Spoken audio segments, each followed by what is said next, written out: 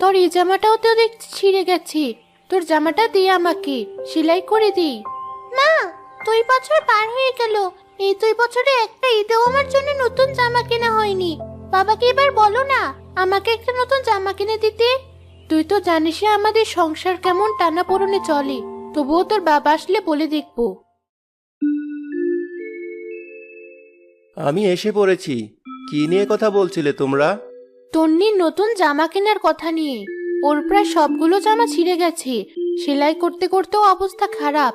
তাই বলছিলাম এই ঈদে ওকে নতুন একটা জামা কিনে দিলে ভালো হতো। বাইরে পরে যাওয়ার মতো কোনো ভালো জামা নেই ওর। আচ্ছা দেব। ঈদের তো আর বেশি দেরি নেই। মার্কেটে অনেক নতুন জামা নেমেছে। তন্নি চল, মার্কেটে গিয়ে দেখে আসি তোর কোনো জামা